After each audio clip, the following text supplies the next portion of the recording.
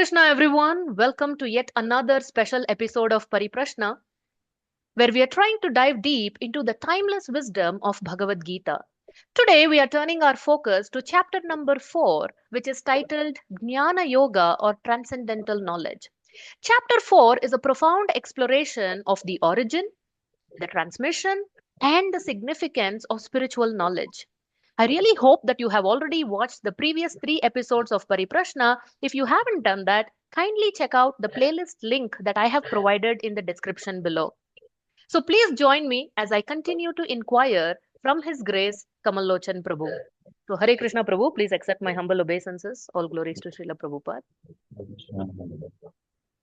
So Prabhu, here the chapter 4 starts with a shocking statement by Krishna. Seems like it's not just us, but Arjuna is also quite surprised by what Krishna is saying. So Krishna is saying, Imam vivasvate yogam proktavan aham avyayam vivaswan manave praha manur ikshvakave abravit. So Krishna is saying that he spoke the same knowledge, the knowledge of Bhagavad Gita, to sun god Vivaswan. So generally we are used to saying Krishna spoke Bhagavad Gita 5000 years ago to Arjuna. But here Krishna is saying he spoke this to Vivaswan. And when we read the purport given by Srila Prabhupada, he's saying a rough estimate is that the Gita was spoken at least 120,400,000 years ago, and in human society it has been extant for 2 million years. So what is the history of Bhagavad Gita, Prabhu? Like, what is the timeline? When does Bhagavad Gita actually come into being? See, we should know the Vedic timeline is not a timeline because kind of the modern understanding or the Western ideology of time is linear.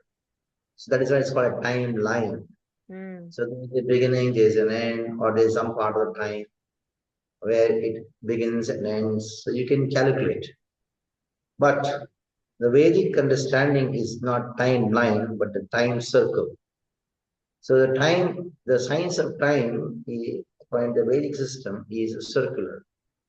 Whereas the understanding of time, according to the modern science, is linear. The Western understanding of time is linear. You have your past, your present, and your future. But the Vedic understanding is there is past, present, and future, but there is cyclic. So if I give you a oval shape or a round shaped figure, and then say, can you show me what is the where is the beginning, where is the end? No, there is nothing. So the time is cyclic. So the only way to explain the eternity of time is cyclic. Now there is a lot of misunderstanding about time according to modern ideology. They think that time is a byproduct of matter. Time is a part of this material world, or time is a product of a creation. No. Time is something beyond the creation. That is the energy of Krishna. So when the time manifests in this world, or the time energy, which is known as Kala Shakti, manifests in this world, that becomes time, called Samaya. So calculating Bhagavad Gita as a Samaya is not a good intelligence. Just for the sake of the secular audience, Srila Prabhupada talks about so many years and all. But actually, Bhagavad Gita is eternal. Bhagavatam is eternal. Veda is eternal. So for something which has eternal existence, calculating time is foolishness. But just to bewilder and get the people to have some faith in the Bhagavad Gita, that it is ancient. So we talk about the numbers. So actually, Krishna says, Evam vivasvati yogam proktavan aham avyayam. Listen to the word. Right. So I had spoken this to Vivaswan, but this knowledge is avyayam. Proktavan aham avyayam. Vivaswan manave praha. So it was even before Vivaswan. Evam vivasvati yogam. Krishna spoke to Vivaswan. Even before that also Bhagavad Gita was there. It is not that Bhagavad Gita was not there. There was never a time when Bhagavad Gita was not there. It was there existing as an eternal knowledge. Otherwise, Why did Krishna use this word avyayam? The very word avyaya refers to the eternity of Gita, and also applying the knowledge of the cyclic nature of time according to Vedic understanding. It is just giving a recent history. Krishna is talking about recent history. Recent history, I had spoken to Vivaswamane Praha, Mano spoke to Manu, given to Ishwaku. Vivaswamane Praha, Manu, Ishwaku. In this way, Evam Parambara Praha, another ship. So this is what we should understand. Okay. So this clearly debunks the myth of many people. When we say, why don't you take up Bhagavad Gita? They say, oh, but that is obsolete, that is outdated. It was spoken 5,000 years ago, but we are quote unquote modern people. In fact, Pariprashna's tagline is also ancient wisdom for modern people. So they may say technology has changed, our problems are different, we are different. How is what was spoken 5,000 years ago relevant to me? So this, if you want to say anything more on this myth that people have. Now, the word modern Mhm. is always ancient because uh, when a child would tell the mother that we are in the modern world, the mother also told her mother we are in the modern world, and her mother told her mother that we are in the modern world. So it's nothing new about it. So this word, we are in the modern world, for the modern science, we are in the 21st century, the times are changing. These are all very ancient, standard things. Your mother told the same thing to her mother told the same thing to her mother, and it's been happening. Like when a girl would like to wear a particular kind of dress, and the dress is not traditional, the mother would say, why you should not wear this kind of dress, it's not good. No, she says, no, it's no, you don't understand, mother. You belong to the stone age, we belong to the modern age. uh, the same thing her mother also told when she brought a salwar kameez, which is a Punjabi suit in South India. And the mother said, no, no, no, you should wear a half sari, you should wear a pavade davani. No, you don't know, it's the modern world. Same story. Yes. There's nothing new about it.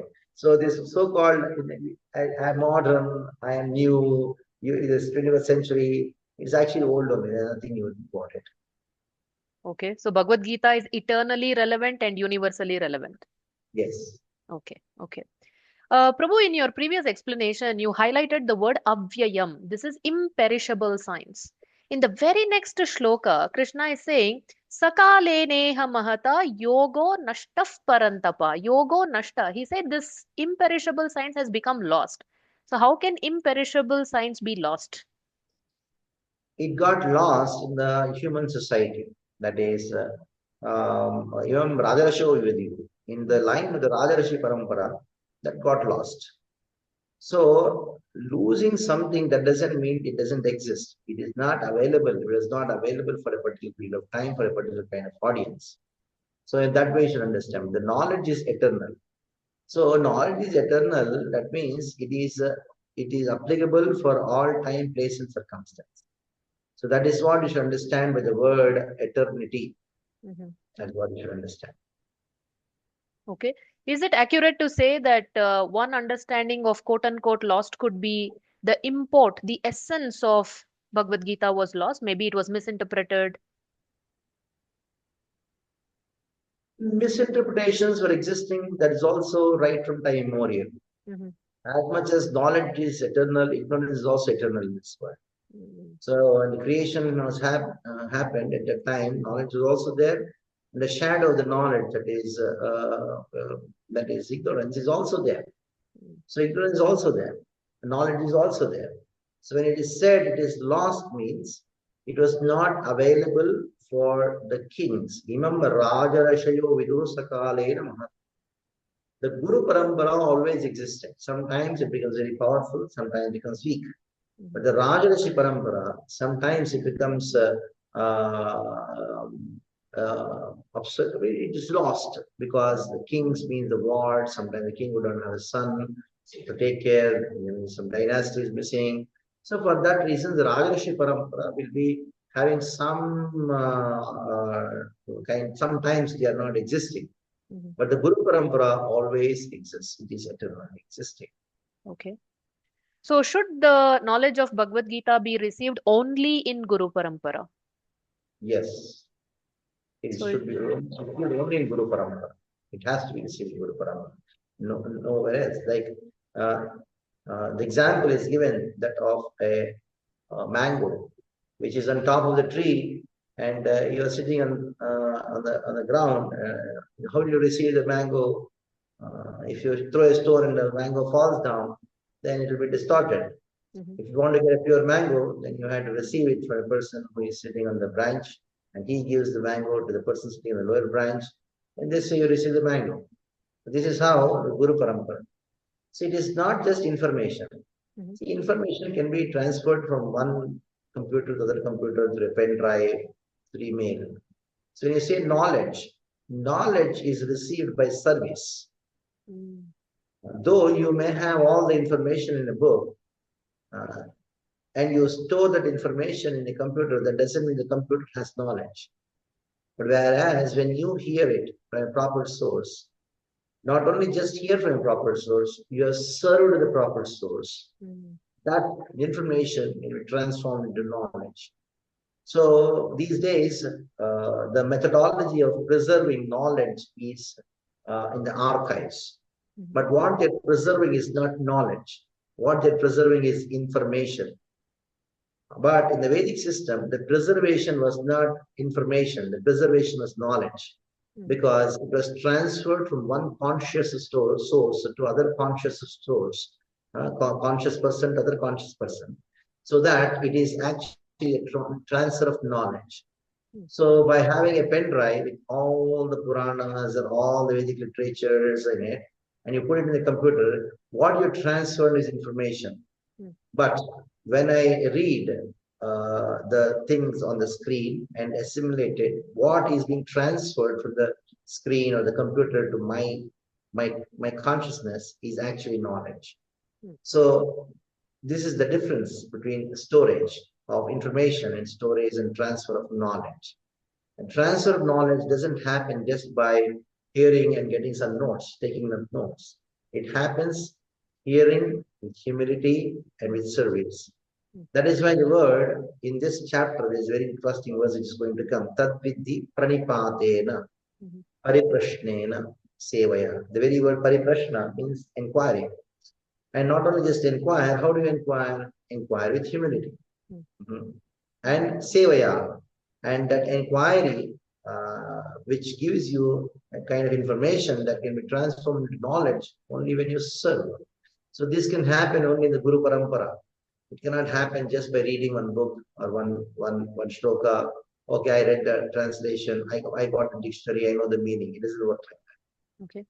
So for our audience who might be wondering, okay, I do want to get this not just information but knowledge. Now, if they want to know more about the authentic Guru Paramparas, how can they start their journey? How can they approach a guru? How do they understand what these Guru Paramparas are? Good question. See, when Krishna, when he manifested the Vedas are also eternal. He has established 4 universities. When the government wants to give knowledge to the society in general, the government establishes these universities with the vice chancellors. Like the president is the chancellor of all the universities, and their governors who are their vice chancellors in all the universities. That is known as vice chancellor because ultimately the president or the governor is the chancellor of the university. Now, who are these vice chancellors of the 4 universities? Krishna is ultimately the chancellor. And the 4 universities are named after the 4 chancellors. That is Brahma, Rudra, Shri, and Kumara. So Krishna appointed Brahma as in charge of one university to propagate the Vedic knowledge, including Bhagavad Gita. So to teach Bhagavad Gita, the Bhagavatam, and all the Puranas, the Vedas, Krishna has appointed Lakshmi herself as one of the universities. She's in charge of one of the universities, that is known as Shri. And there is Kumara, the 4 Kumaras, who are born sons of Brahma, Manasaputras of Brahma, and they are actually incarnations of the Lord. In one sense, they are the Shakti Avesh Avatar. So these 4 universities are set up: Brahma, Rudra, Shri, Kumar. Rudra is also there, and Lord Shiva is one of the universities. So those 4 universities set up by Krishna, and they are continuing until today. That is known as Guru Parampara. Brahma gave the knowledge to his son Narada, Narada to Vyasa, Vyasa to Madhva, Madhva to Padmanabha. In this way, we are receiving. The present ISKCON, what you are seeing, though the word is ISKCON, it's an organization, but it is connected to the Brahma, Madhva, Gaudiya Sampradaya. Okay. That means Brahma, from Brahma to Narada, Narada to Vyasa, Vyasa to Madhva, in this way to Padmanabha, Narahari. The whole thing comes through Chaitanya Mahaprabhu. This line is okay. So, ISKCON is an organization, true, but it is actually belonging to a sampradaya. Sampradaya, daya means to give. Sam means absolute truth. And daya, pra means prakrushtrupena, complete. The complete knowledge of the absolute truth. The system by which the complete knowledge of absolute truth is given is known as sampradaya. So there are only 4. It's all spoken in the Vedas. It's all spoken in the Puranas. So we just have to accept any of the 4 sampradayas. Our acharyas were trained in the 4 sampradayas, get knowledge. Okay, okay, very nice. So now when Krishna says, I would like to re-establish this knowledge of Gita, and of all the people he could have spoken Bhagavad Gita to, he chooses Arjuna. So why Arjuna? So same thing Krishna also says that Bhaktosi me saka Krishna told Arjuna, I am telling the secret, Rahasyam, because you are my friend. Then you don't speak your secret to unknown person. You speak the secret to a person who is your friend, who is very close to you.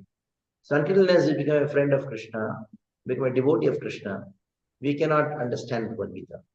That is why Bhagavad Gita is known as an open secret. It is open for everyone, but it's still a secret because until unless you have a password, like you have a computer, you may be having a mobile, but you don't have the password. Though you have the mobile, you can't access to the information inside the mobile.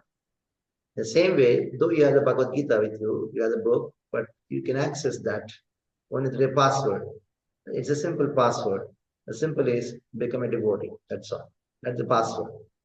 When you become, to the extent you serve Krishna, to the extent you worship Krishna, to that extent you understand Bhagavad Gita. To the extent you understand Bhagavad Gita, to that extent you actually serve Krishna and love Krishna. So in this way, there is a nice study of Bhagavad Gita makes you understand Bhagavad Gita. Understanding Bhagavad Gita makes you become a better devotee of Krishna, and make you become a better devotee of Krishna will make you study Bhagavad Gita better and have better understanding. They are complementary to each other. Okay. That's what it is. Okay, okay. So the 4th verse, I really love Arjuna's question, the way he asks. Of course, there is so much to learn from Krishna, but also it's so interesting that we can learn so much from even Arjuna and the type of questions he asks and how he asks. It's so interesting, and that is depicted here in shloka number 4. अपरं भवतो जन्म परं जन्म विवस्वतः कथम् एतद्विजानीयां त्वम् आदौ प्रोक्तवानिति. How beautifully he is inquiring. Katham etadvijaniyam. How am I supposed to understand that you spoke this to Vivaswan? So on one hand, Krishna is Arjuna's contemporary, and just now he said, but I spoke this to Vivaswan. So one, Arjuna is not outright rejecting Krishna's statement. He's like, oh, this doesn't make sense to me. But on the other hand, he's not blindly accepting it either. Just because Krishna said, I've surrendered to him, so whatever he says, I accept. No. But he's inquiring. So the spirit of inquiry is so amazing that in our Vedic culture, they say you have to inquire. In fact, if we don't inquire, then there is no answer. But unlike so many other religions where asking questions, the spirit of inquiry is put down, it's looked down upon. So if you can throw a little bit more light on this wonderful Vedic culture where we are encouraged to inquire, but how we should inquire and what we should inquire, if you can please enlighten us, Prabhu. Yeah. See, inquiry, Athato Brahma Jigyasa, is not just a origin, but that is the nature of every living entity. You go on inquiring, and you go to some cinema theater, you want to see, you inquire what is the movie, what time is the movie. And the morning you get up, you inquire from your mother, what is there for the breakfast. So inquiry is the natural thing which is happening in this world for every living entity. So when I was a small kid, I used to always watch these ants. They're all going in line like this. And all of a sudden, two ants meet, and then they do some gossip. And then what's happening among them is they are inquiring. Is it sugar? Is it jaggery? Or maybe what kind of sweet is that? They have their own inquiries. So now, as a human, we are supposed to inquire into higher limbs of existence. Now, question is what we should inquire about and how we should inquire about. What we should inquire about, that is another subject matter. But since the subject matter is inquiry, I would like to explain there are two subject matters inquiry. Number one, what is the goal of my life? Number two, why am I suffering? These are the inquiries one should do. And all the inquiries in the Vedic literatures or anything you can ask in this world, they are all categorized between these two. What is the goal? That is where I have to go. And why am I suffering? Which includes how can I become happy and all these things. Now, the subject matter present in this verse is Katam Etad Vijaniyam. The subject matter is the way Arjuna inquired. So when you are inquiring from a person or inquiring from a particular source, so if you have a doubt on the subject, then it is fine. But if you have doubt on the person itself whom you are inquiring from, then don't inquire. So the perfect source of all inquiries is Guru, Sadhu, and Shastra. Guru means spiritual master. How do you identify a Guru? You identify Guru from the way he teaches only from the scriptures. For Guru, Shastra becomes the basis. Shastra means the scriptures, Gita, the Bhagavad. Sadhu means the previous acharyas. How do you recognize the previous acharya? Because he speaks the scriptures. So though there are three pramanas, Guru, Sadhu, and Shastra, ultimately the scriptures are the basis. Books are the basis. When you say books, it refers to scriptures. So now, when you are having a doubt in a particular book, then better don't read that. Because you will be lost, because you cannot study, you cannot understand. So now that is why the first is having faith in the scriptures and the person who is speaking the scripture. So when you have faith in the person who is speaking the scriptures, your inquiries becomes very perfect. But when you are inquiring in a person or a book which has faults, then it's very difficult. For example, you have a book in which you know there are 10 mistakes. You don't know where those 10 mistakes are. every sentence you read, you find a mistake there. So that is why inquiry should be done on the scriptures, from the scriptures. And those who know the scriptures, there is Guru and Sadhu and Shastra, Sadhu and Guru and Sadhu. So Guru, Sadhu, Shastra become the Pramana.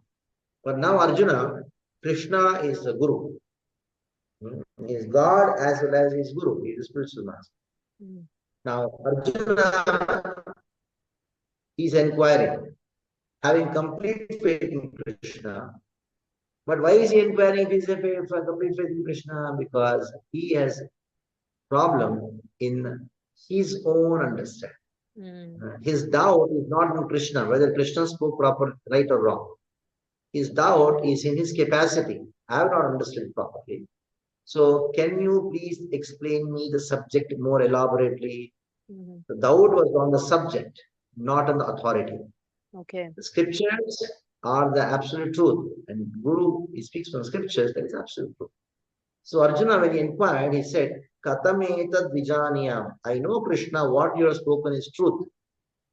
But how can I understand it? So when you spoke something, I could not understand. The problem is with me, not with what you have spoken. So that is the way to inquire. Okay. That is, my doubt is not on you. My doubt is on the subject.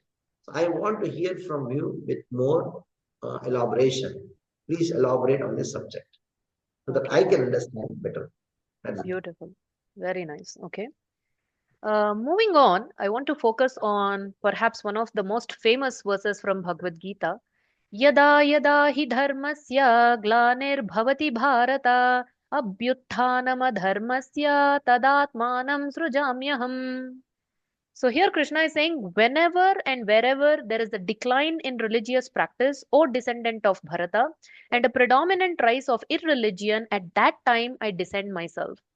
So Prabhu, I want us to focus a little bit more on this shloka in the sense that if you could explain to us, first of all, what is dharma and what is adharma at the society level and at an individual level.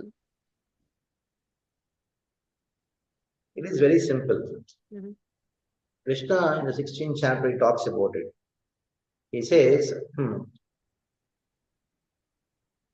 Tasmat Shastra Pramanante Karya Akarya Vyavastito. Based on the scriptures, you have to decide what to do and what not to do.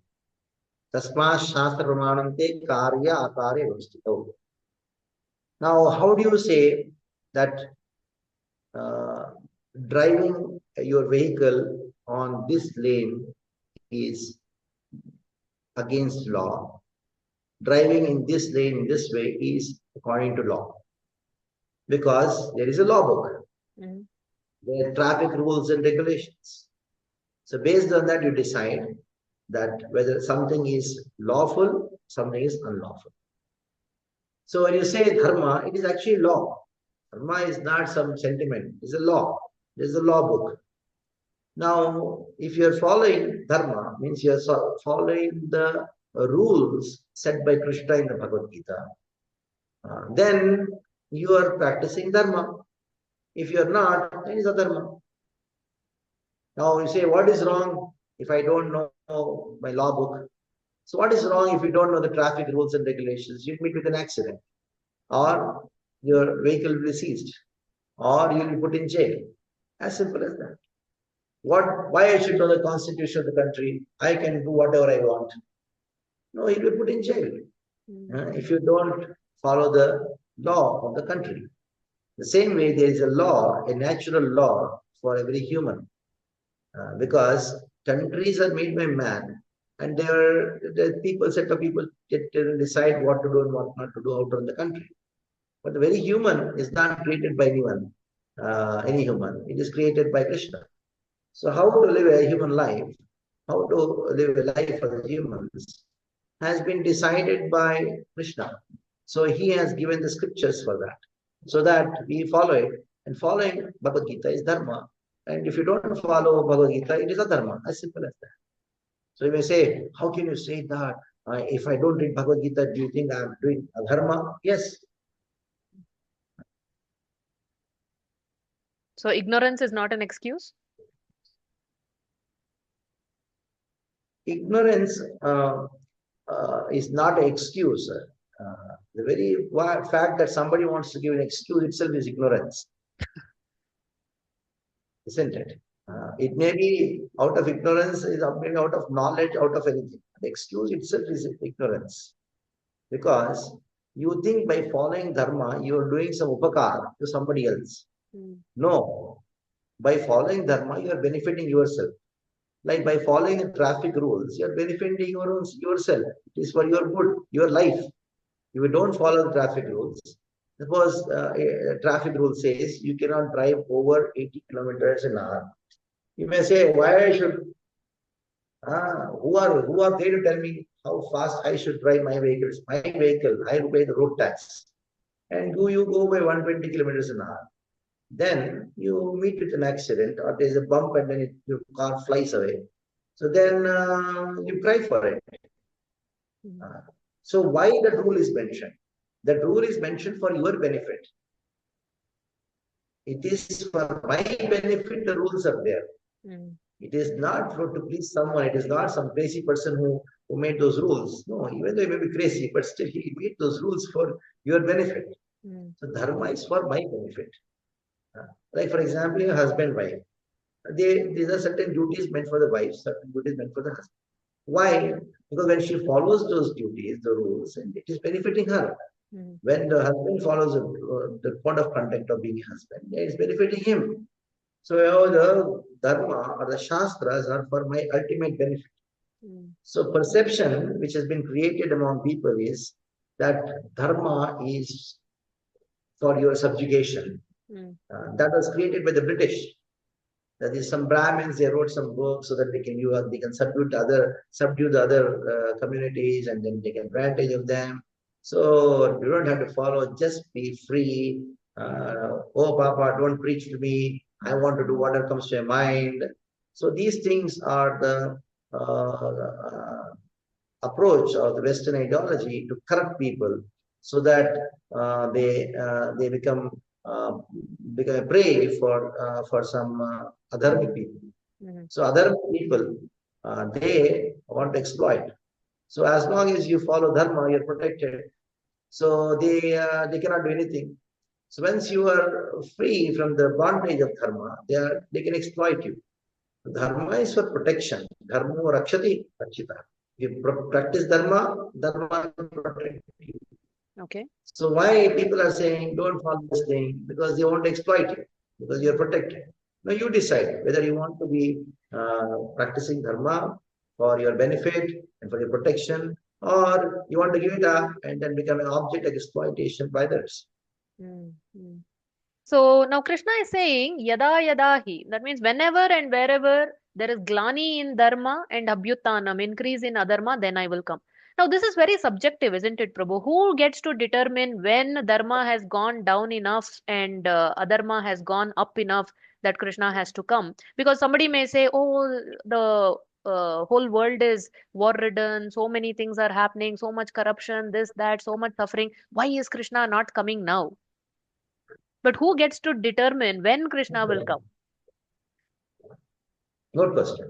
When Krishna comes, where he comes, how he comes, in what form he comes, that is all determined by the scriptures.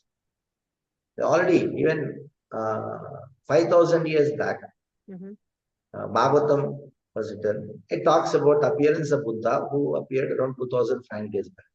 Of course, the Buddha, what you know as Kapilavastu Buddha, was born in Lumbini, Nepal. That is not the original God Buddha. God Buddha appeared in 2,500 years back. Just before this Kapilavastu Buddha came, this God Buddha, he appeared in Gaya Ketakeshu. That is, Bhagavatam talks about it. Bhagavatam was written 5,000 years back, and it talks about Kalki also, who is going to come about 4,27,000 years later.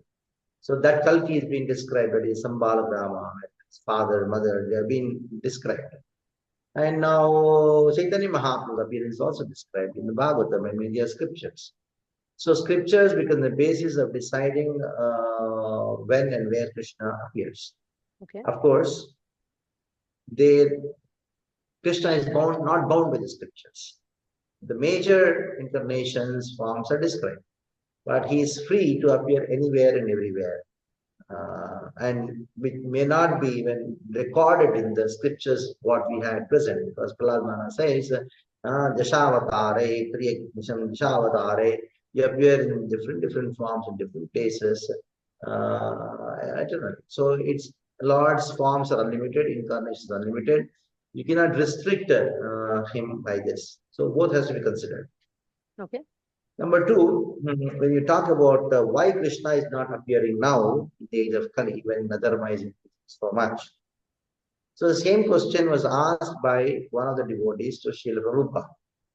Srila Prabhupada, in the age of Kali, so much of vices are increasing. Krishna says, I appear whenever and wherever.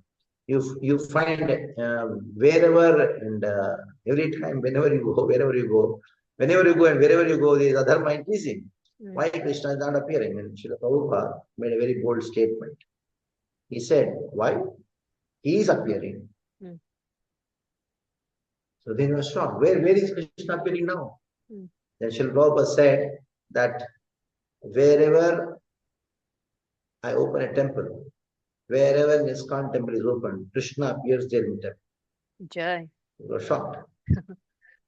So Krishna appears in the form of Archa Vigraha, number one. Number two, Krishna appears in the form of the holy name in the age of Kali. So these two are not different from Krishna. To me, Pratimane, Sakshat, Brajendrandan, and also Abhinnatvat Namanamina. There is no distinction between name and person who possesses the name. Abhinnatvat Namanamina. So this is how we understand that Krishna appears in the form of the deity, in the form of the holy name, in the age of Kali, wherever Hare Krishna Mahamantra is being chanted, Bhagavatam is chanted, Krishna appears there. And whenever the installation of the deity happens, out of love for the devotees, to accept seva from the devotees, the Lord appears in the form of Archa Vigraha, which is known as Archa Avatar. Okay. Okay. Thank you, Prabhu. Very comprehensive, holistic answer. So, Krishna is saying, when Dharma goes down, Adharma goes up, I will incarnate myself again and again. So, how much should we rely on divine intervention for adjusting the level of Dharma in the society? And what should we do as individuals to keep correcting, course correct when Adharma we see? What can we do as individuals to, reduce Adharma and increase Dharma? Or should we just say, okay, it's not my this thing, Krishna will appear, he will take care?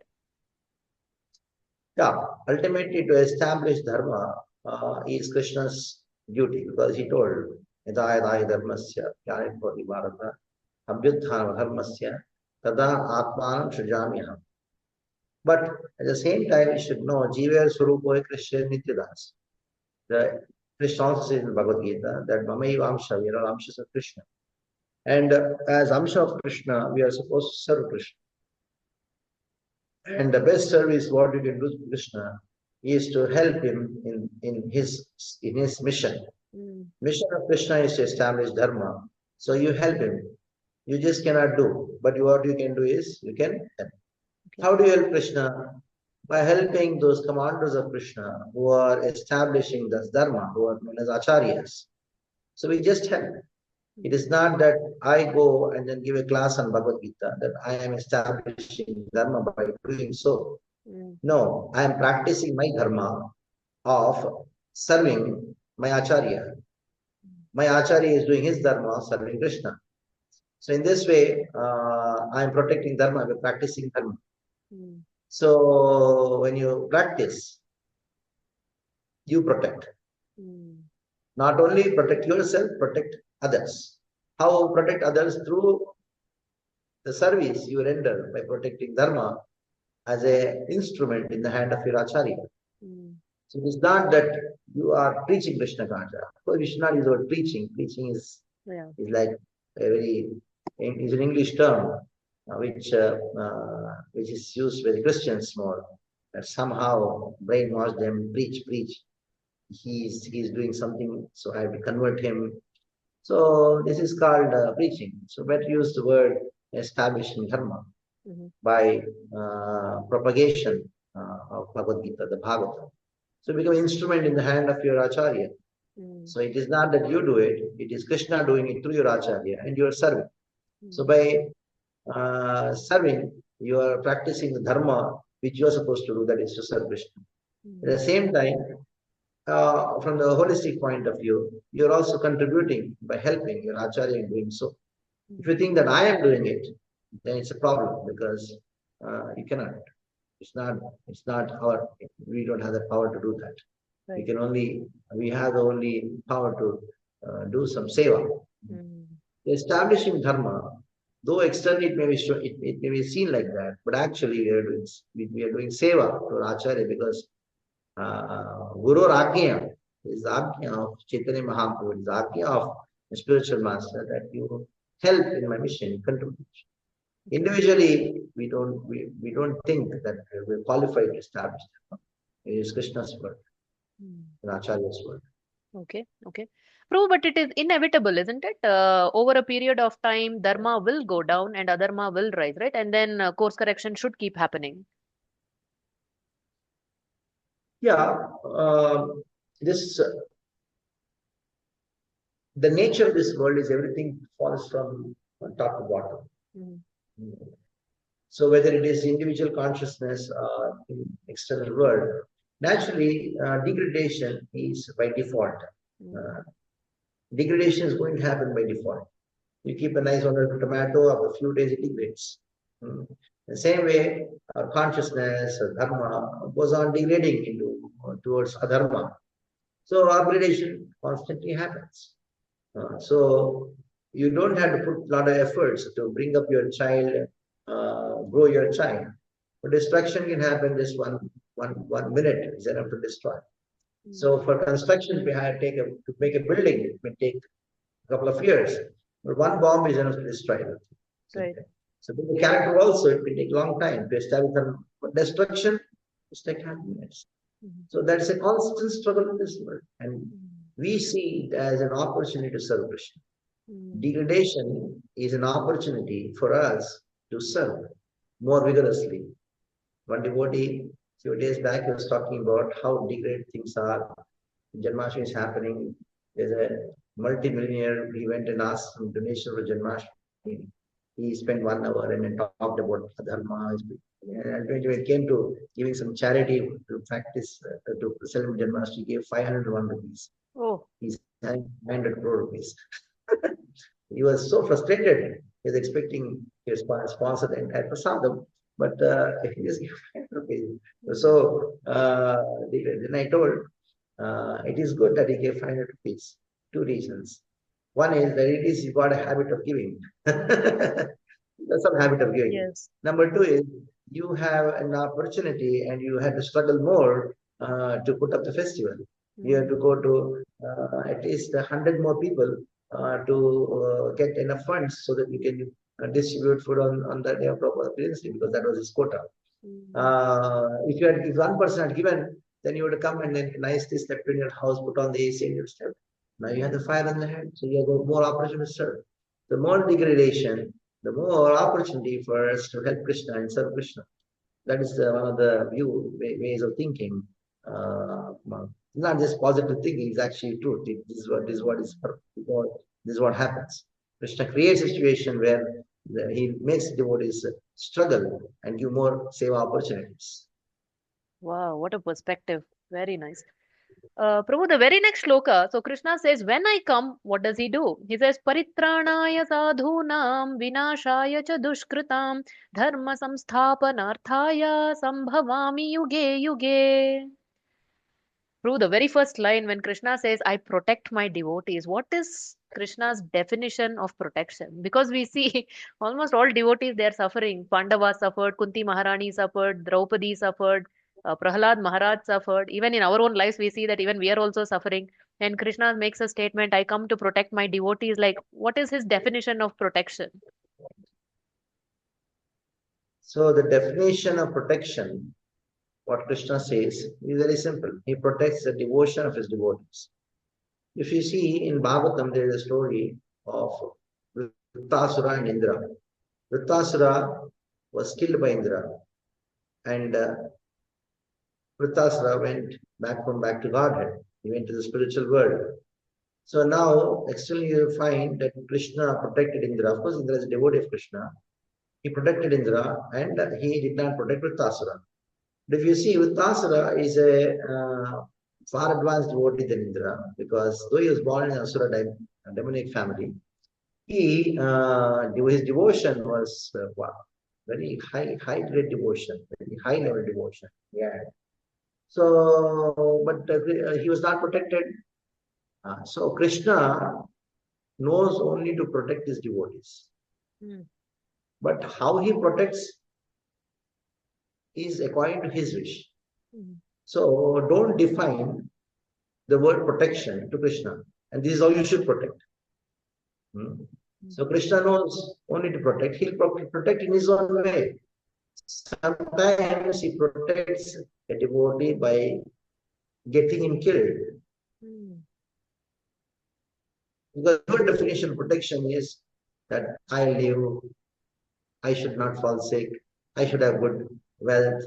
Sometimes Krishna protects his devotee from destroying his family.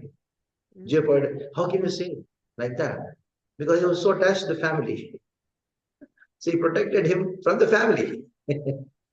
So sometimes we think that, oh, Krishna has not protected my family. Actually, protected you from your family. He may not have protected your family, but he protected you from your family. So he has his own ways of protection. So don't try to define, dictate Krishna's terms. How you should protect? He say, I protect my own way. He's Swatantra, he's for art. Brilliant. The very next line, Vinashaya cha dushkritam. So who is a dushkriti, and does Vinasha mean only killing that person? Just like you said, protection means protecting the devotion of a devotee. So what does Vinashaya cha dushkritam mean? So Vinasha dushkritam also means the same, that he destroys according to his own will. So sometimes he gives a lot of strength, power to the Asuras, like Bali Maharaj. He gave all of his own great strength and he threw away Indra from his throne. And sometimes Hiranyakashipu was very strong. So the seventh canto of Bhagavatam talks about this, the very first chapter. Sometimes Krishna makes the Sattva-guna more powerful, sometimes Rajaguna more powerful, sometimes Tamaguna more powerful. So by making Tamaguna more powerful, the demons more powerful, actually Krishna is destroying them. How? When they become more powerful, they do many atrocities. Their pride increases. When the pride increases, the fall is greater. The greater the pride, the greater the fall. So if he just falls down from the first floor, the demon will not be able to kill. But if he falls from the 10th floor, then he'll definitely be, the devil will die. Right. So sometimes Krishna, he makes the demons very powerful. So they become very proud. The pride takes them so high, and the fall is, the greater the pride, the greater the fall. The greater the fall, that is how Vinashaya happens. But are these the only reasons why Krishna comes? To protect his devotees, annihilate the demons, and re-establish Dharma? Yes, Krishna comes for two specific purposes, broad purposes rather. Number one is the internal reason of Krishna's appearance, other the external reason for Krishna's appearance. The external reason is for the benefit of this world, establishing Dharma, protecting devotees, destroying the demons. And from the world's point of view, how Krishna is benefiting us for the benefit of the world, that is called external reason. Okay. The internal reason for which Krishna appears is that he, from his point of view, what is he going to enjoy? How is he going to enjoy? Like he kills a demon. There are many reasons why Krishna kills the demons. One reason is for Prithvi, Bharanasha Mukunda, to destroy the demons who are creating a havoc to on the earth, to protect the earth, Mother Earth, Bhumata, Bhudevi. And second reason is to protect the devotees. These are all external reasons. Third reason is to give pleasure to the devotees. Fourth reason, to deliver the demons. By killing Krishna, killing the demons become liberated. Then sixth reason, to fulfill the desire of the demon. The demons, they want to fight with Krishna. Okay, Krishna, I'll also fight with Krishna. And then the seventh reason is he wants, that is the internal reason. He wants to see a relish, the devotion in the heart of the devotee. When Krishna is fighting the demon, sometimes like he jumped into the lake, Kaliya made Krishna bind him in the coils, in his coils. Yashoda came and saw Krishna, then she fainted. So Krishna is smiling, oh, so much of love you have for me. So that's the internal reason, because Krishna wants to see how much the devotees love him. I mean, the affection which is there in the heart of the devotees, it is overflowing from their heart. It happens only when Krishna is in danger. Right. So Krishna, by fighting the demons, he puts himself in danger. That is the internal reason. And another reason Krishna, why he wants to kill the demons, is that he wants to show his strength. In Vaikuntha and Goloka, he cannot do that. It's an internal reason. So if you see all the purposes which Krishna is going to accomplish by appearing can be categorized into two. Basically, from the world's point of view and from his point of view. The world's point of view is known as the external reason. From his own point of view, is known as an internal reason. Okay, excellent. Prabhu, I want us to focus more on the next very important topic in this chapter, that is about the Varnashrama. So, in the 13th shloka of this chapter, Krishna says, Chaturvarnyam maya srishtam guna karma vibhagashah tasya kartaram apimam vidhya kartaram avyayam. So Krishna is saying first of all, he is the creator of Chaturvarna, the Brahmana, Kshatriya, Vaishya, Shudra. But many people say this is casteism, this is all done by people. Humans have created this. But Krishna is saying, I created it. And number two, another big myth on this is people think this caste is by birth. I'm born into a Brahmana family, so I am a Brahmana. I'm born into a Shudra family, so I'm a Shudra. But Krishna is not talking about Janma at all here. He's talking about Guna and Karma. So that's another thing. So if you can first talk about these and then we will take it further. See, once Srila Prabhupada was in Russia, he was speaking to one communist professor there, Tauski, of course.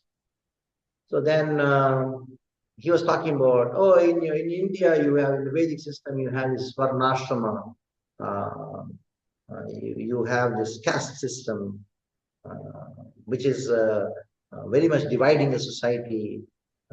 We are against it. Communism means everybody is equal, everybody is same. Then Srila Prabhupada asked him a question, saying that, do you have intellectual class of people in Russia? Yes, we have. We have scientists. Yeah. And he said, do you have administrative class? We have the KGB. We have that. We have class. That we have army. We have the government. We have administrative class. Then do you have mercantile? Yes, we have Chamber of Commerce. We have mercantile people. Then do you have? Yes, we have. Do you have labor? Yeah, we have labor class. Then he said, you also have Varnashrama. So the world is divided into these four classes. But the problem is the principles behind the Varna and Ashrama that are missing. That is a problem. The principles of Varna and Ashrama, the duties, the roles and responsibilities. Like for example, take for example a Vaishya, the business community. The business community, their role is to do business.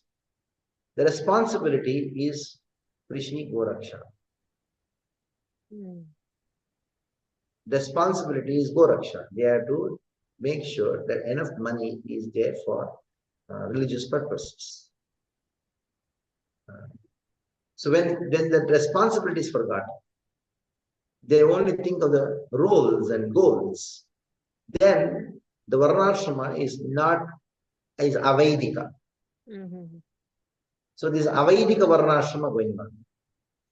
Like for example, you have one of the Varnas, one of the ashrama is Brahmachari. Brahmachari, Gurukule Vasandana.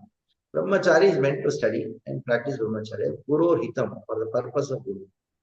Now, but there are schools, people are going and studying, but the principles are missing. So they think that by throwing some money at the teacher's face, the teacher will teach you something, and you can buy it. So the principles are missing.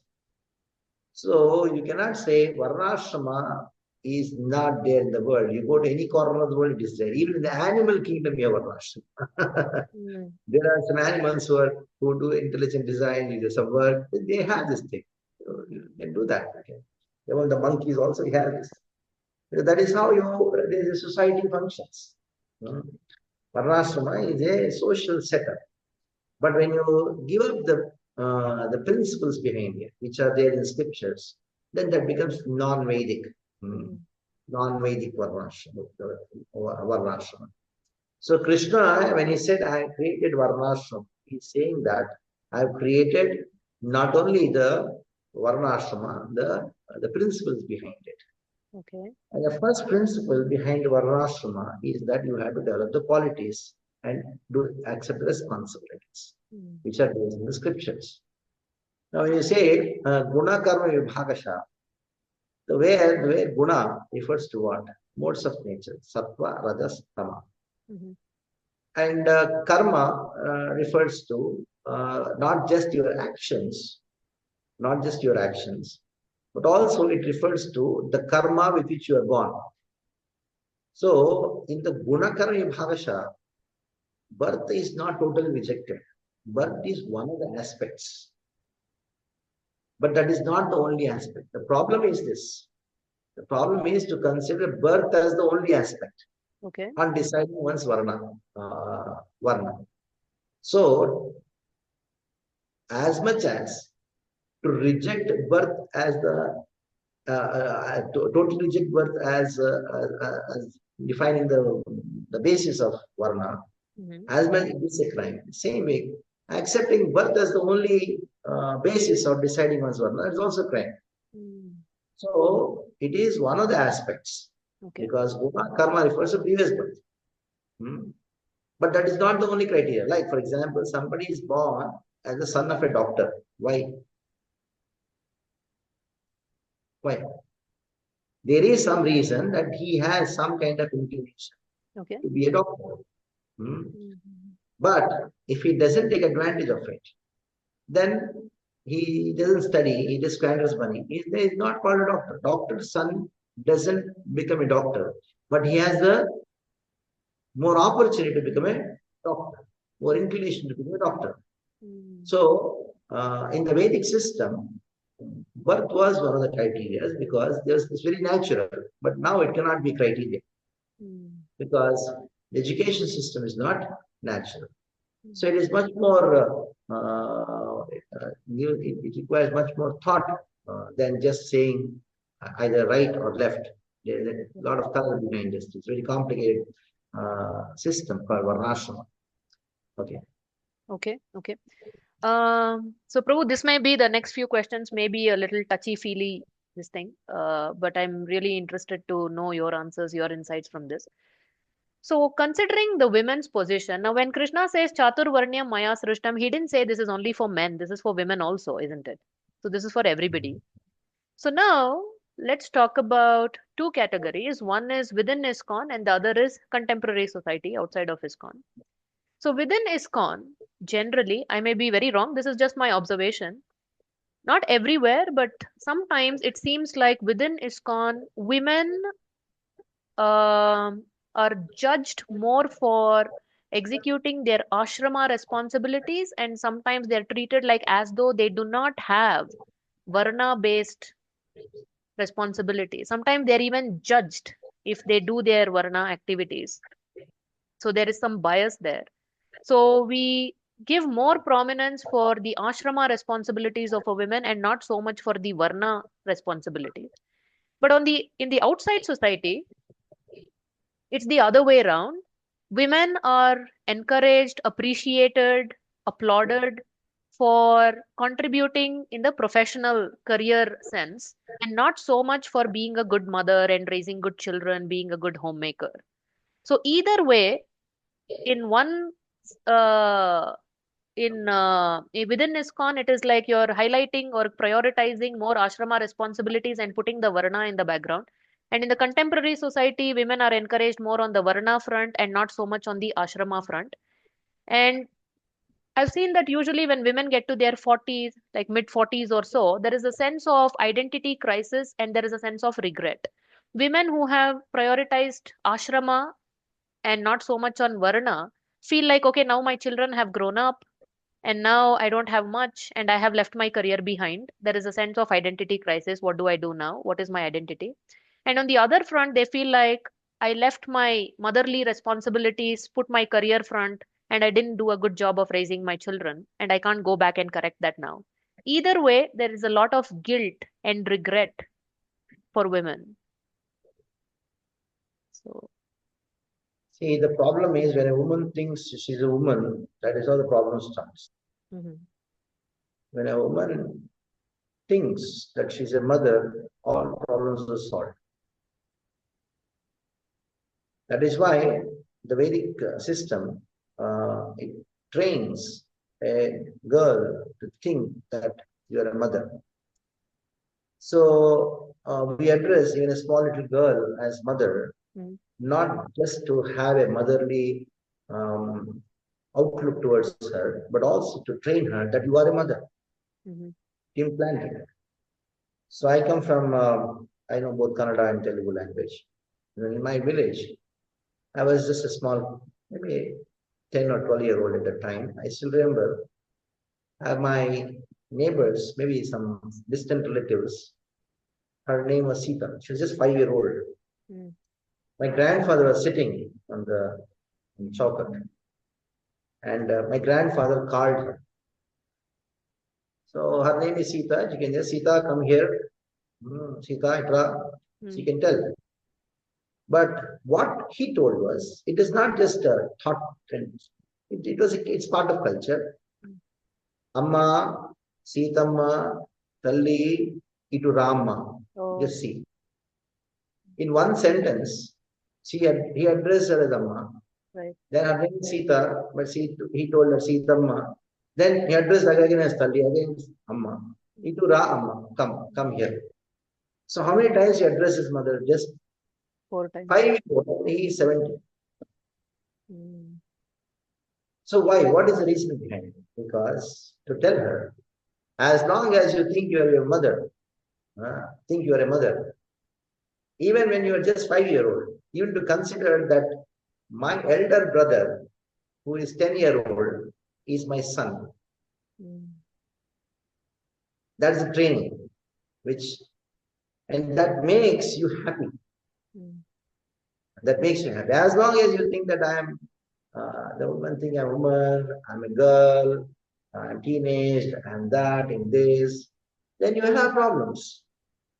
They are great problems, because the Prakriti is designed, has given birth to a female, a soul in a female body to be a mother. That is why as soon they get married, you have children, then you are a mother for children, then there will be no problem. No problem. So now, you may say, why is there so much of bias? Yes. It is not a bias, because what is the most important thing for a human, for anyone in this world? What is the most important? The most important thing for any person is love. You may have a big bungalow, you may have crores of rupees, but if there's nobody to love you in your house, then what is the use of your life? So the Vedic system, it gives value to the most valued thing, that is love. And the most valued thing has to be given by the most valuable person. So the problem is, you have wrong priorities in your life. Since you have wrong priorities in your life, because somebody else has the wrong priorities, and you think if I have the same thing, I will also be happy. That is the problem. You see in America, so many places, all the children, they don't have a proper family. What is the use of that? You have everything but no family. What is use? People are craving.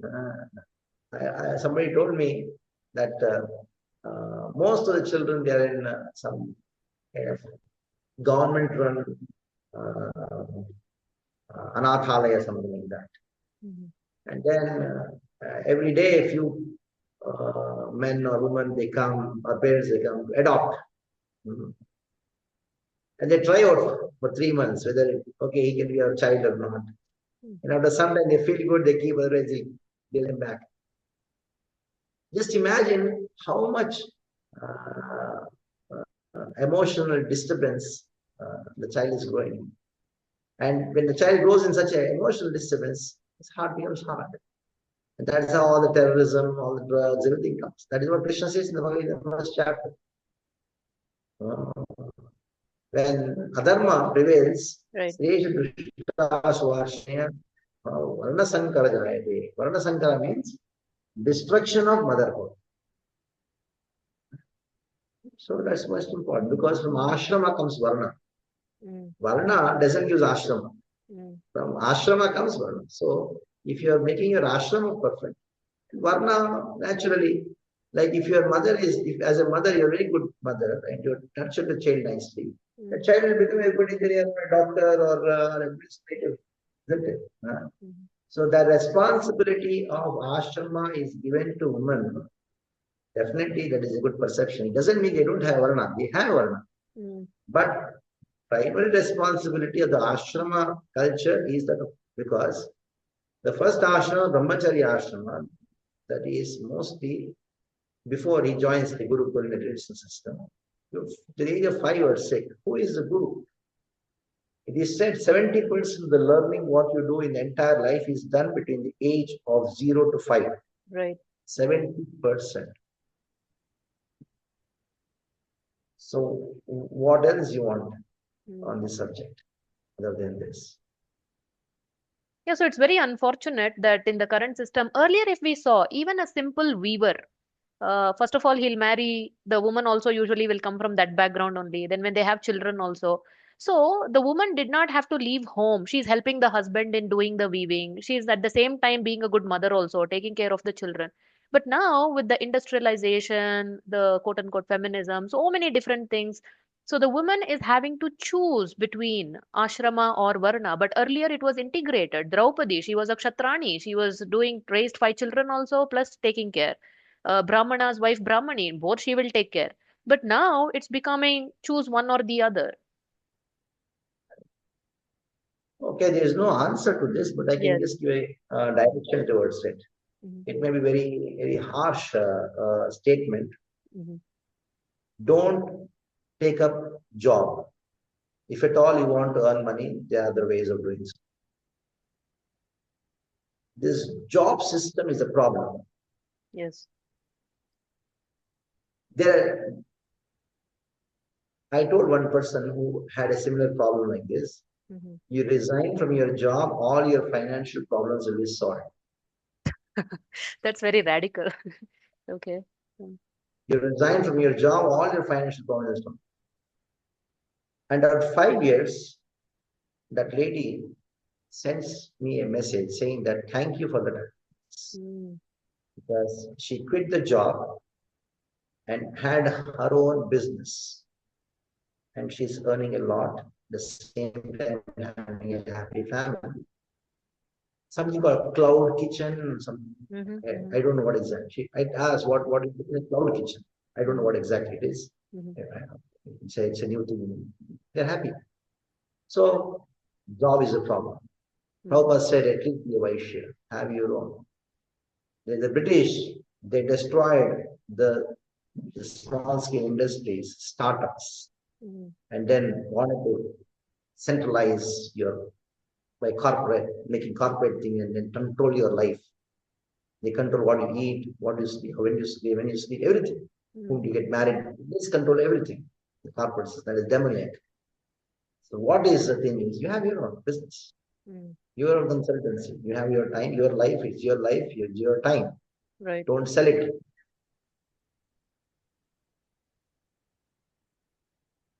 Whatever is in your karma, actually, if you are free, you can earn more.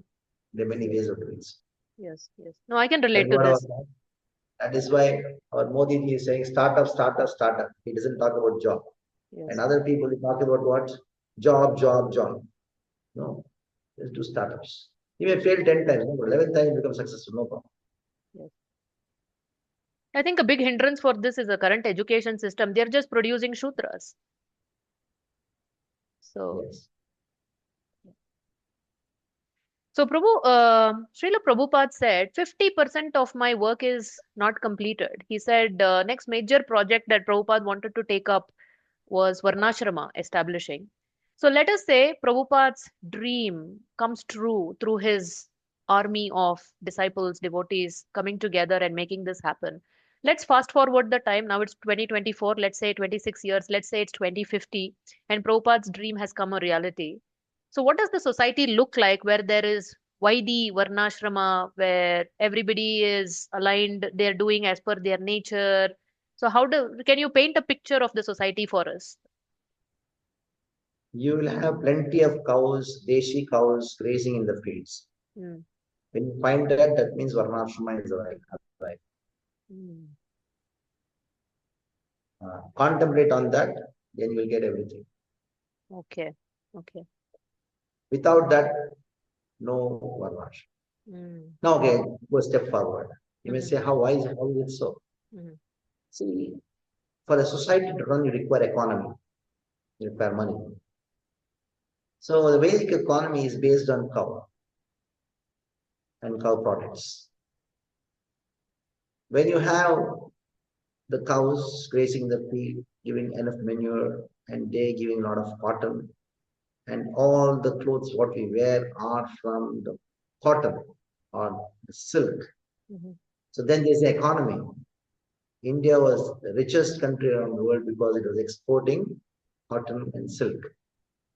That is why it's known as silk trade, silk route, something is there. Silk Mhm. export.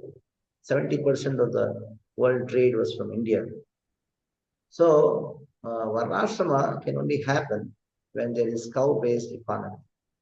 Okay. Cow-based economy means practically everything is based on cow. The moment you see that the richest man is one who has the maximum more cows, more rich. Mm. So when you achieve that economy, system of economy, then Varnashrama is there. So 50 years later, if the richest man is the one who has cows, then that is Varnashrama is by default. Mm. Is establishing Varnashrama system must and should for bhakti to flourish in the society?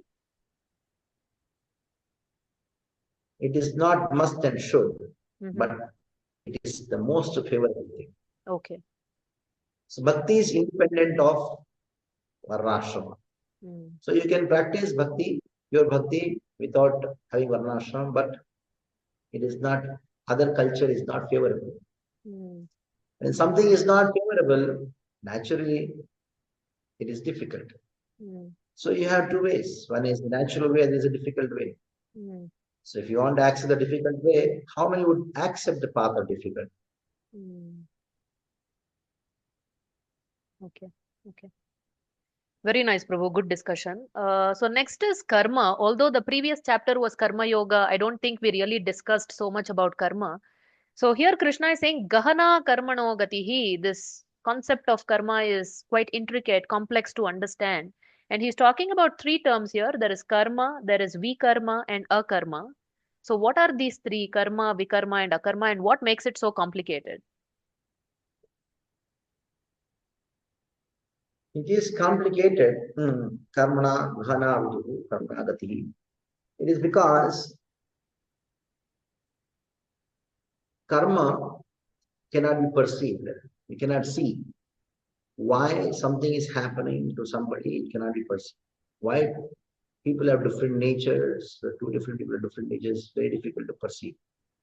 And why somebody is behaving like that, this time is nice, after a few days is not so good. Mm. We don't know.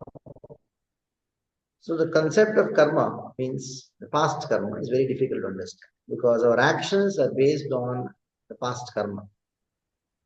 Now comes how to get out of this karma bandhana, how to Okay. get out of this. So that is also very difficult to understand Mm. because some scriptures say you just do your duty, that's fine. Some scriptures say, some people say that you just be good, you don't have to follow any scriptures, that's all. Mm. So many people are advising many things, and many scriptures also advise many things. That is the reason it is very confusing. That is why Krishna says, I am going to remove all the confusion. Mm. And that is the way he tells his word.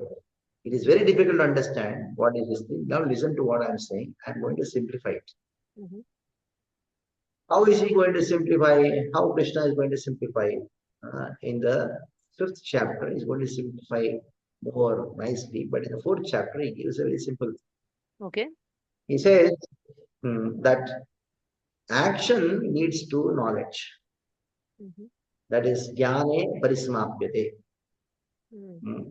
All the actions, when you perform it as a sacrifice, and that leads to knowledge. Knowledge of what? That I am not this body, I am spirit soul. And I am servant of Krishna. So any action which leads to purification of heart, that is called akarma. Okay. That is called akarma. Now what is karma? That action which binds you to this world. That is called karma. Okay. And what is vikarma? That action which is against the scriptural injunction, that is called vikarma. As simple as that. So now, if you see Duryodhana and you see Arjuna, Duryodhana was not a bad king. All the citizens in his kingdom are quite happy. So it is not good and bad here. It is a three. It is not bad karma, what Duryodhana did. Duryodhana, he was practicing his dharma perfectly. But what was the problem with Duryodhana? He was practicing his dharma for his own pleasure, for his own enjoyment. That is the problem with it. Okay. On the other hand, Arjuna also performed practice dharma, but not for his own pleasure. He performed for Krishna. So when you perform your responsibilities for Krishna, then that is called akarma, for which you don't get the bondage. Okay. On the other hand, when you do your responsibility, execute responsibility, so that you can be happy, it is for your own pleasure. I am doing it, kartrutva is there. Then it is called bondage. Okay. Okay. When you are bound to this, again you have to take birth again. Okay. So this is the essence of the karma. Okay. So let's say there is a person who has, like everybody, that person has their own baggage of karma, both good and bad, from previous lives and this life. And they came in touch with a ISKCON devotee and they got interested in bhakti. Now they have started treading the path of devotion. They started chanting, they're understanding Bhagavad Gita. So what happens to all that baggage of karma from past lives and this life also, previous years? You should know the past life karma is again of 4 levels. Aprarabdha phalam papam kutam bijam pramuktam kramene pradayante Vishnu bhakti radatma. Aprarabdha, prarabdha, kuta, bija. So now in this, the prarabdhas means what has been fructified. That means what you are experiencing in this life. That has to be faced.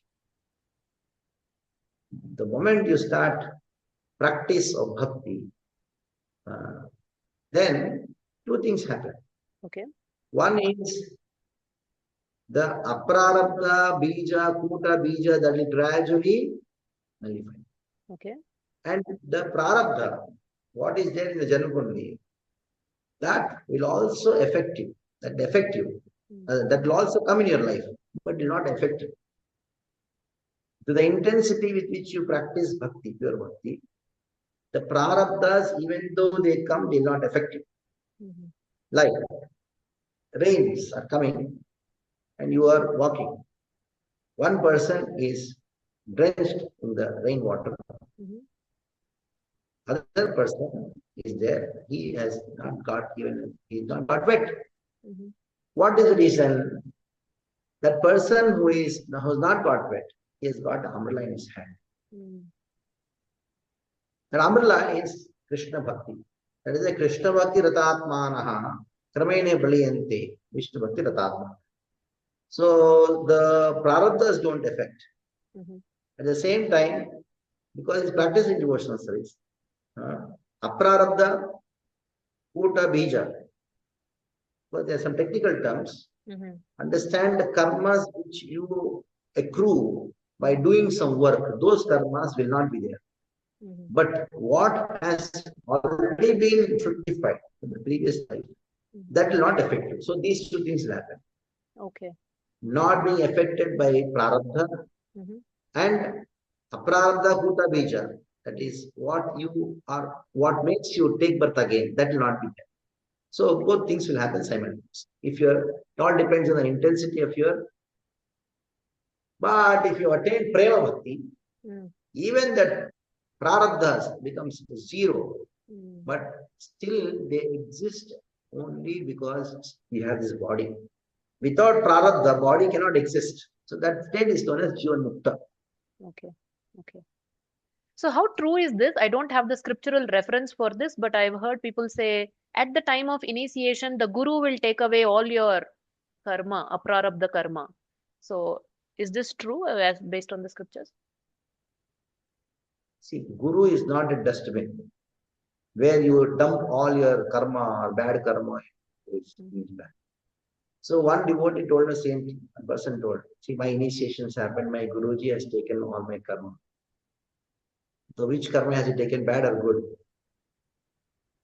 He was really became thoughtful. So he's intelligent. He just laughed.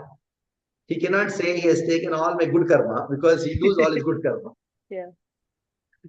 And he cannot say I gave all my bad karma because it's like saying, oh, I gave all my bad karma to him. So at the time of initiation means not the official ceremony.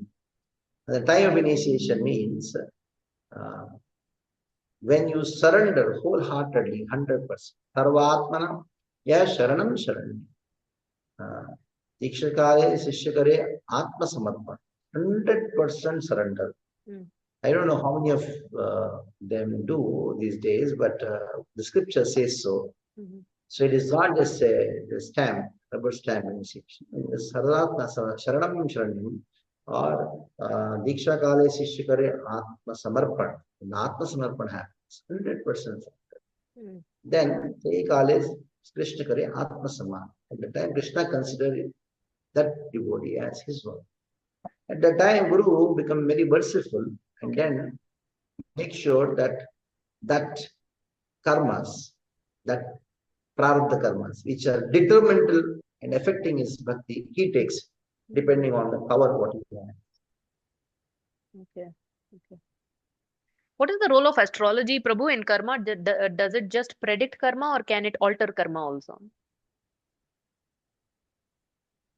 Astrology is a mirror. Astrology, of course, when you talk about astrology, you're talking about predictive astrology. Astrology is Jyotish. It is much more than predictive astrology. So when you talk about predictive astrology, you're just there's only your mirror of your life. That's all. When you see yourself in the mirror, you can see your face in the mirror. Like when you have your child gets the progress card, what it reflects his how much knowledge he has, how much study he has done. The same way, its astrological chart is a mirror of your prarabdha karma. That's all. Okay. It is a mirror. How can it change? Mirror cannot change your face. Mirror shows what you are. That's all. What's your face for? Then astrology cannot change your prarabdha. It can only show. To say astrology, predictive astrology changes your karma. It is like saying that okay, when I stand in front of the mirror, mirror can change my face. No, maximum what you can do is you can do some makeup. Seeing there, okay, you are that, you are that. But the face structure will be the same. Until you do plastic surgery or something. That's crazy. Okay. Okay.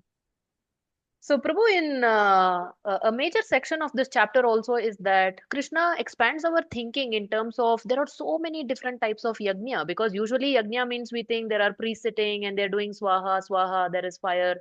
But here Krishna talks about so many yajnas, sacrifices. So, for this time and age, which is the best sacrifice that is most relevant for all of us?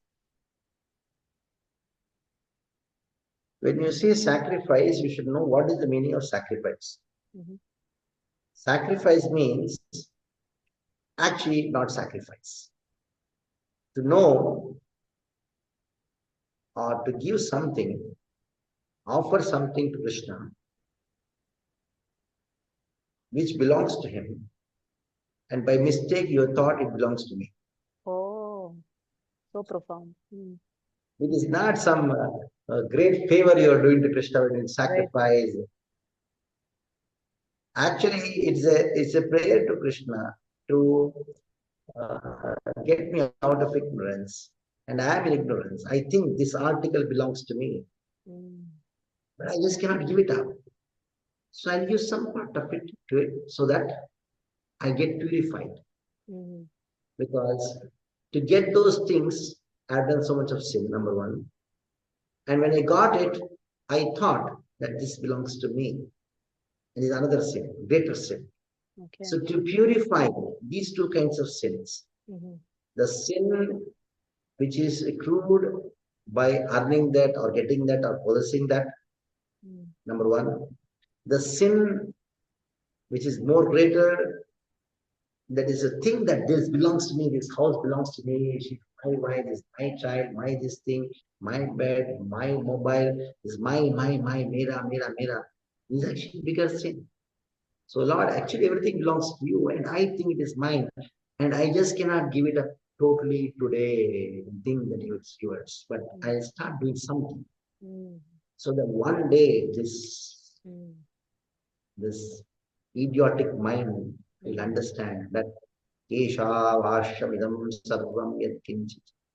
So in the area of Kali, chanting the Hare Krishna Mahamantra, Sankirtana Yajna, will expedite your understanding that everything belongs to Krishna next.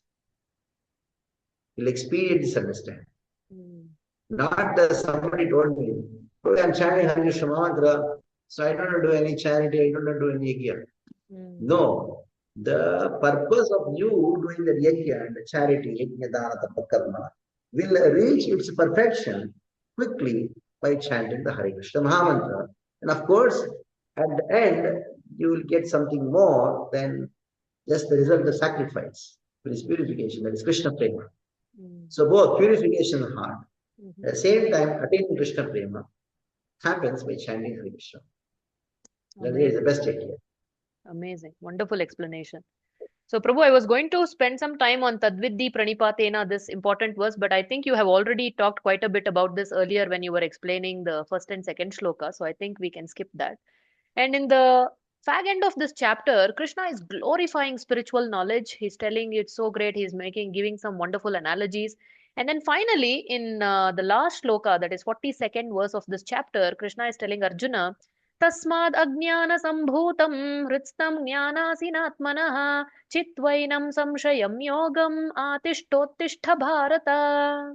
So Krishna is saying, therefore, the doubts which have arisen in your heart out of ignorance should be slashed by the weapon of knowledge. Armed with yoga, O Bharata, stand and fight.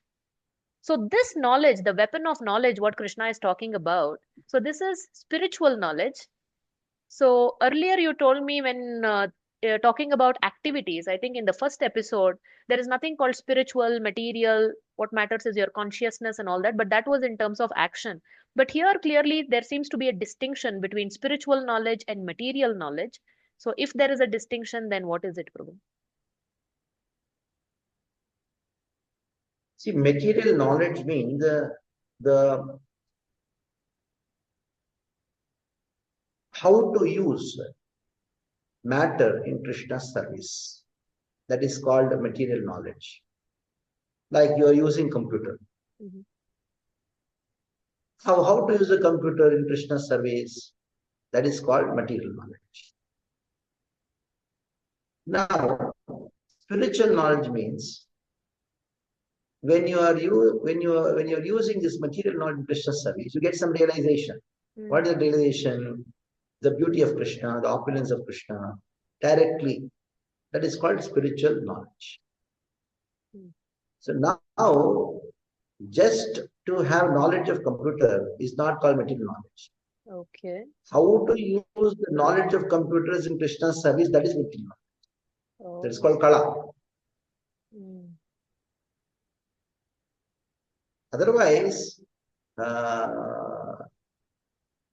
to see matter has nothing to do with Krishna is ignorance, because matters come from Krishna.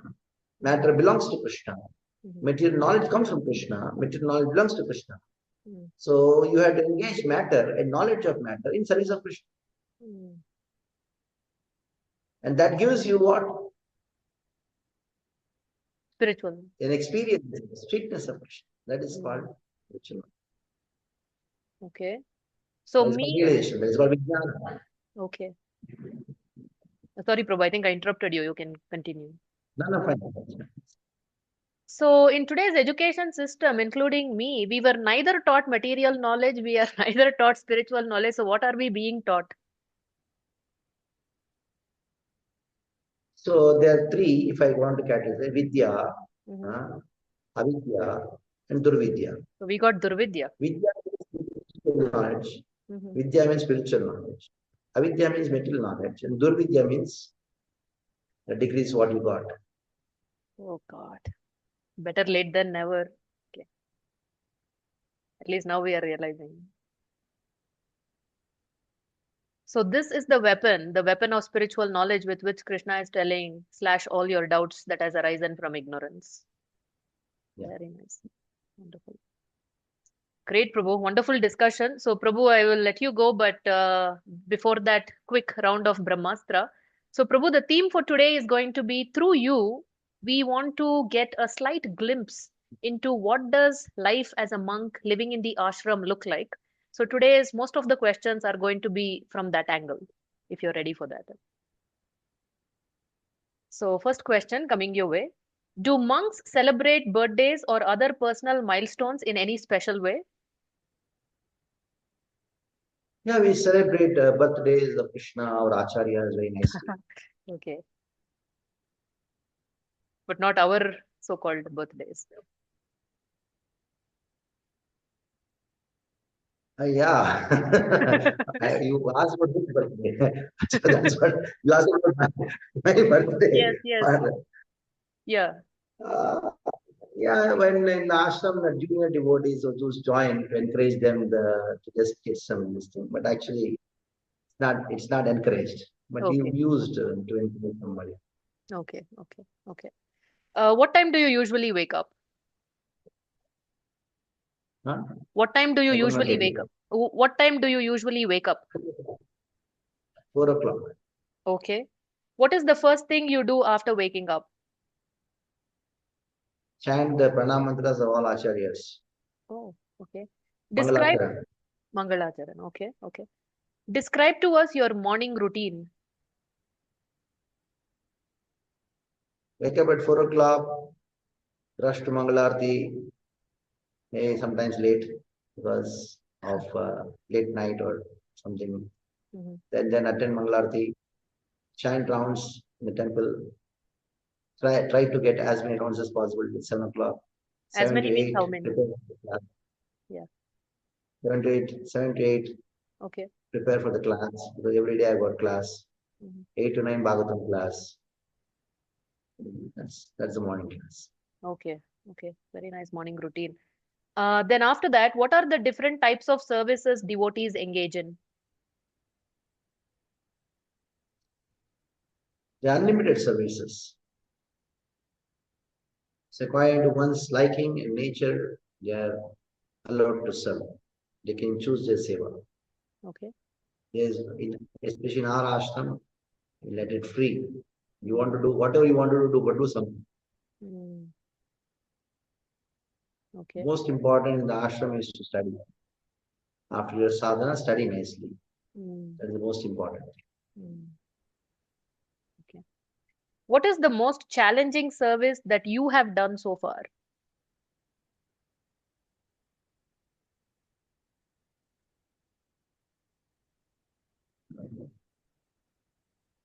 Oh, I don't know. Because I don't do much. If I do, they don't need to be challenging. You're being very modest, Prabhu. We know that you're quite accomplished. So I'm very intelligent in only doing things which I like and which I'm good at.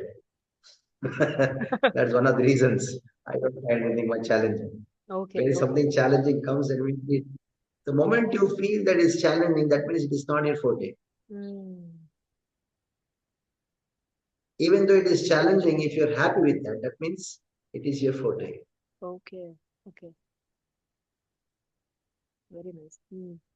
So I always avoided something very challenging because I know it's not my forte. If something is challenging, I cannot do anything there. Because it's not my niche. Okay. Sometimes people say you are building temples, it's very challenging. I like it. See, when you do something what you like, that means it is not challenging. Interesting. Good. If somebody asks me to sing for 15 minutes in Kirtan Mela, it's very challenging for me, so I don't do that. I say my throat is not good or something like that. Okay. Okay. How do you stay energized all day? I find an opportunity to speak about Krishna. Oh, amazing. Okay. What is the one thing that you never skip in your daily routine?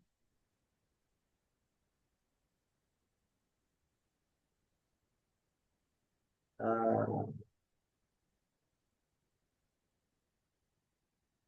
Chanting my prescribed few verses of Bhagavatam and Bhagavad Gita, few favorite verses.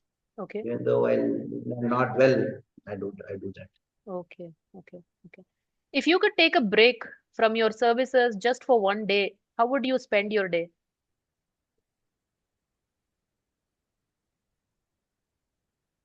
Oh, I would read more. Okay. Good. What time do you usually go to sleep? Whenever I get an opportunity. Oh, what an answer. When I come back to the program, there is no fixed schedule. Okay. But usually in the night, around what time do you get to bed? Between 10 to 11. Okay. Okay. What do monks do for recreation? Chant and dance. Daily recreation. Okay. If you could write a book about your experiences as a monk, what would the title of your book be? Chant and be happy. Oh, so nice. Very apt. Thank you, Prabhu. As always, it's been such a joy and enlightening. Thank you so much for sharing your wisdom. And you've been so busy, and it was just before Janmashtami that we are recording. Thank you for your generosity of time and wisdom always. So, everyone who is watching, thank you so much for coming back episode after episode. I hope you are relishing these discussions as much as I am. So, kindly do the needful. As I say in every episode, please share this video with as many as possible so they can also benefit from this wonderful Pariprashna. And kindly subscribe to the channel and become a part of our exclusive WhatsApp group where you will be notified of every single episode that goes up.